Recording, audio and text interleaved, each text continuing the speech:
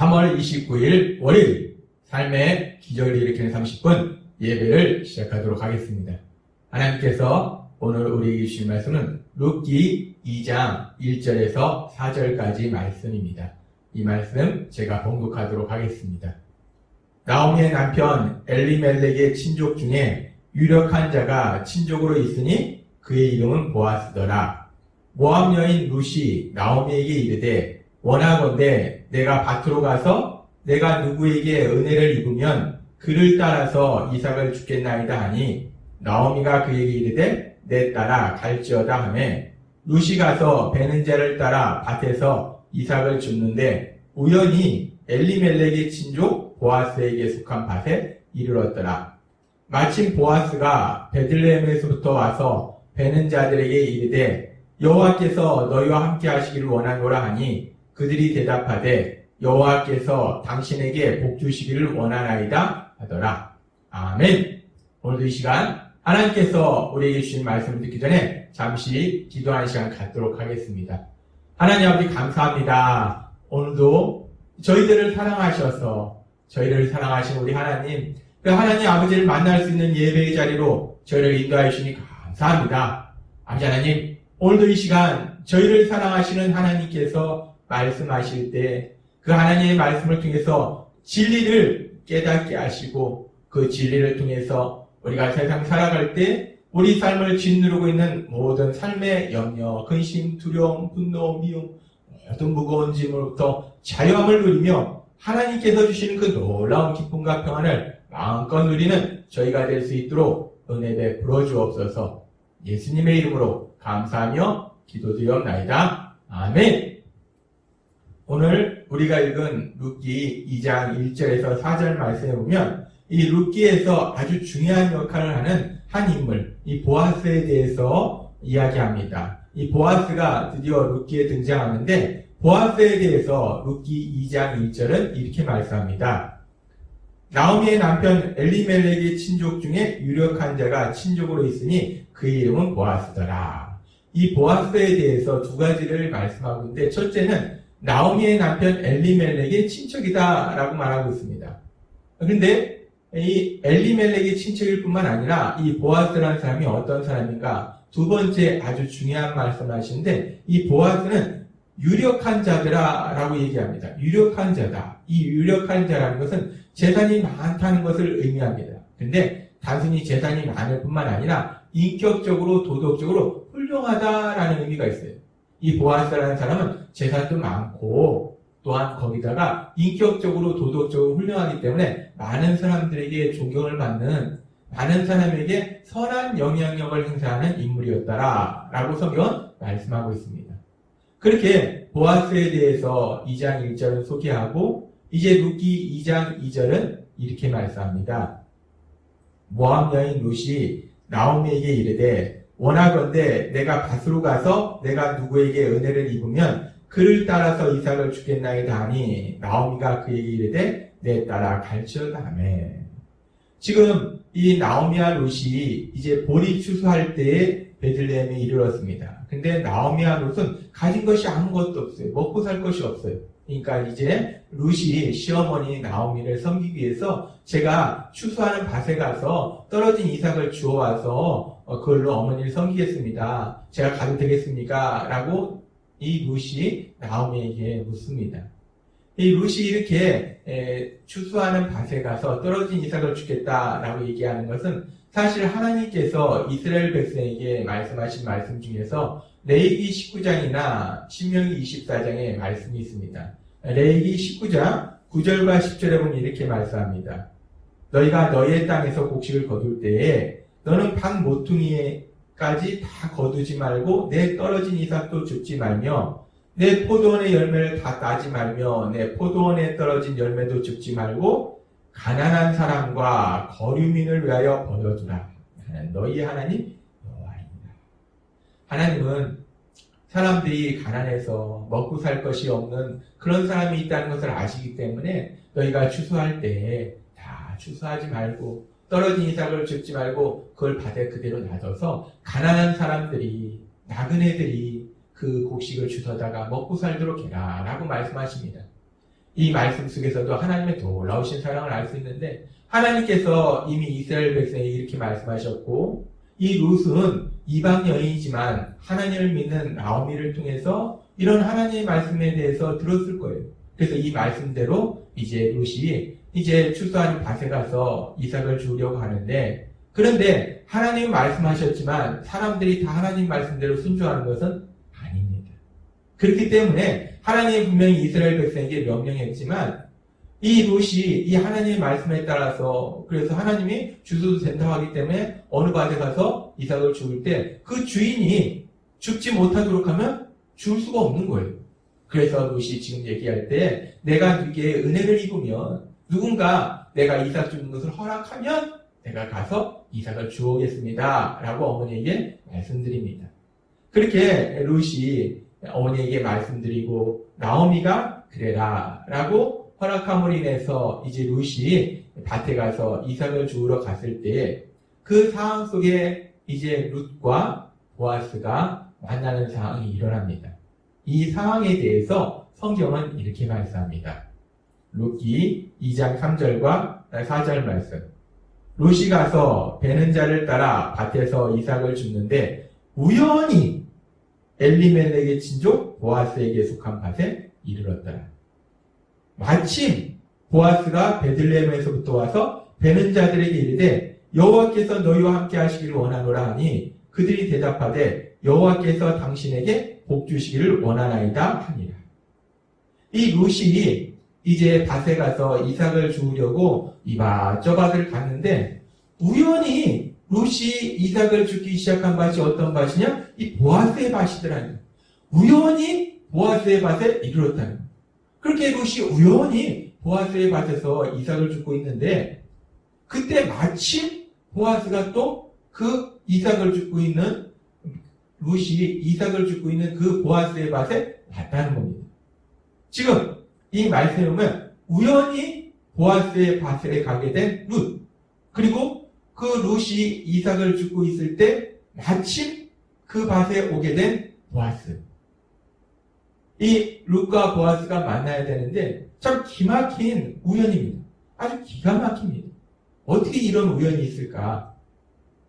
그런데 우리가 이 말씀을 깊이 묵상해 봤을 때 과연 정말 이 룻이 우연히 보아스의 밭에 이르게 된 것일까? 그리고 이 룻이 보아스의 밭에서 이삭을 줍고 있을 때 그때 마침 보아스가 그 밭에 온 것이 우연히 일어난 일일까? 정말 이것이 우연일까? 오늘은 하나님께서 이 부분에 대해서 우리에게 생각하게 하십니다. 이 나오미가 모압에서 생활할 때 참으로 비참하고 정말 힘들고 어려운 삶을 살았어요. 근데 지난주 금요일에도 하나님께서 말씀하셨지만 나오미는 자신이 그렇게 비참하고 초라한 삶을 살게 된 것이 자신이 남편도 잃고 두 아들도 잃고 가진 재산도 잃고 그렇게 힘들고 고통스러운 삶을 사는 것이 모두 다 하나님께서 하신 것이다 라고 나오미가 말했습니다. 룻기 1장 13절에 보면 며느리들과의 대화에서 여호와의 손이 나를 치셨으므로 라고 나오미는 얘기했어요. 뿐만 아니라 룻기 1장 20절에서는 전능자가 나를 심히 괴롭게 하셨음이니라 라고 얘기했어요.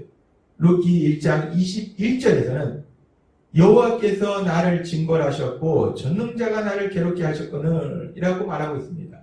지금 나오미는 계속해서 자신의 삶에 힘들고 어려운 그 모든 것이 하나님께서 하셨다라고 고백하고 있다는 것입니다. 지난 주에도 말씀하셨다시피 이것은 하나님을 원망하는 것이 아니라 나오미는 이 땅에서 이루어지는 그 모든 일, 특별히 자신의 삶 속에 이루어진 그 고통스러운 일조차도 하나님의 선하신 뜻 아래서 이루어진 것이다. 하나님의 역사하심이다. 라고 고백한다는 거예요. 사실 이 나오미의 삶 속에 이런 일이 없었다면 나오미와 나오미의 가족은 계속해서 모압 땅에서 하나님을 잃어버리고 죄 속에서 살다가 영원한 멸망으로 갔을 것입니다. 그런데 하나님의 선하신 역사하심에 의해서 비록 힘들고 어려운 시간이 있었지만 나오미가 다시 베들레헴 땅으로 하나님 곁으로 돌아오는 놀라운 복을 누리게 된 것입니다. 그렇습니다. 나오미는 이 사실을 알고 있었어요. 모압 땅에서의 자신의 삶 속에 힘든 일들이 있었지만 그 모든 것 속에는 하나님의 그 선하신 인도하심이 있는 것이 있지 그것이 우연히 그렇게 된 것은 아니라는 거예요. 이 나오미의 삶 속에 모압 땅에서의 그 힘들고 어려운 삶은 우연히 일어난 것이 아닙니다. 그 모든 것이 하나님의 선하심, 계획하심 안에서 인도하심 안에서 일어난 것이라는 겁니다. 그리고 그렇게 모압 땅에서 이 나오미의 삶을 인도하신 선하신 하나님의 계획하심 안에서 하나하나 이루어 가신 그 하나님은 이제 회개하고 베들레헴 땅으로 돌아온 하나님 곁으로 돌아온 이 나오미의 삶 속에서 계속해서 역사하고 계신다는 거예요. 뿐만 아니라 나오미를 통해서 하나님에 대해서 알게 되었고 믿게 된 이 룻의 삶 속에서도 하나님께서는 계속해서 역사하고 계신다는 겁니다.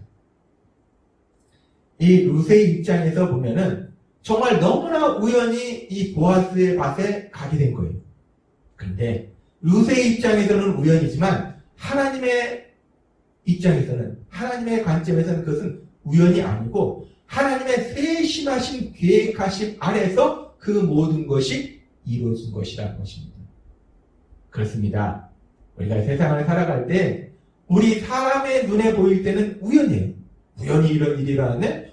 참 우연히 이런 일이 생겼어. 라고 우리 입장에서 사람들의 눈에는 그것이 우연이지만 이 땅을 만드시고 이 땅을 다스리고 계시는 그 하나님은 그 어느 것 하나 우연히 일어나도록 놔두시는 것이 아니라 하나님의 그 세심하신 계획하심 안에서 모든 것이 이루어지고 있다는 겁니다.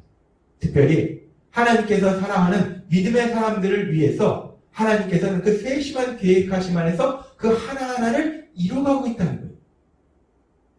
그래서 하나님께서는 바울 사도를 통해서 빌립보서 2장 13절에서 이렇게 말씀하십니다. 너희 안에서 행하신 이는 하나님이시니 자기의 깊으신 뜻을 위하여 너희에게 소원을 두고 행하게 하시나니. 그렇습니다. 우리가 세상 살아갈 때에 우리는 우리 생각대로 살아간다고 생각해요. 또는 우리 삶 속에 어떤 일들이 우연히 일어난다고 생각합니다. 우연히 내가 그 상황을 만났고 우연히 그 사람을 만났고 그냥 우연히 그런 일들이 생긴다고 생각해요. 근데 우리 인간의 눈에는 인간의 생각에는 우연히 그 모든 일들이 이루어진 것 같지만 하나님은 우리에게 말씀하실 때 하나님은 지금도 우리 삶 속에서 능력으로 역사하신다라고 말씀하신다는 겁니다. 그렇습니다. 우리 삶 속에 일어나는 그 어느 것 하나도 우연히 일어나는 건 없다는 거예요. 하나님의 세심하신 계획 아래서 특별히 하나님이 사랑하는 믿음의 사람들을 위한 하나님의 그 계획하심 안에서 하나하나 이루어지고 있다는 것입니다. 그래서 예수님께서도 마태복음 10장 29절에서 이렇게 말씀하십니다. 참새 2마리가 한 아사리온에 팔리지 않느냐? 그러나 너희 아버지께서 허락하지 아니하시면 그 하나도 땅에 떨어지지 아니하리라. 이 한낱 미문인 그 참새가 땅에 떨어지는 것도 하나님이 허락하지 아니하시면 하나님의 뜻이 아니면 하나님의 계획이 없으면 그런 일이 이루어지지 않는다는 거예요. 이 말씀은 결국 우리 삶 속에 일어나는 그 어떤 일도 아주 작은 일조차도 이 땅을 만드셨고 이 땅을 다스리고 계시는 그 하나님의 계획하심 안에서 이루어지고 있다라는 말씀입니다. 하나님을 믿고 이 세상을 살아가시는 여러분들께서 여러분들이 세상을 살면서 만나는 그 모든 일들이 우연이 아니라 여러분을 사랑하시는 하나님의 그 세심하신 계획, 그 계획에 따라 이루어지고 있음을 믿으시는 여러분이 되시기를 바랍니다. 그렇게 우리 삶 속에 이루어지는 모든 일들이 우연히 이루어지는 것이 아니라 하나님의 세심하신 계획, 특별히 우리를 사랑하시는 그 계획하심 안에서 이루어진다는 것을 믿을 때 우리가 어떤 삶을 사는가? 하나님은 바울 사도를 통해서 우리에게 이렇게 말씀하십니다. 로마서 12장 2절 말씀. 너희는 이 세대를 본받지 말고 오직 마음을 새롭게 함으로 변화를 받아 하나님의 선하시고 기뻐하시고 온전하신 뜻이 무엇인지 분별하도록. 아멘. 우리가 세상을 살면서 만나는 그 어떤 일도 우리가 세상을 살면서 만나는 그 어떤 사람도, 어떤 상황도 우연히 일어나는 것이 아니라 우리를 사랑하신 하나님의 선하신 뜻 아래서 계획 아래서 이루어지고 있기 때문에 우리가 세상을 살면서 어떤 상황을 만나든지 어떤 사람을 만나든지 이 모든 것을 통해서 하나님의 선하신 뜻이, 기뻐하신 뜻이, 온전하신 뜻이 무엇인지를 분별하도록 하라라고 말씀합니다. 그렇습니다.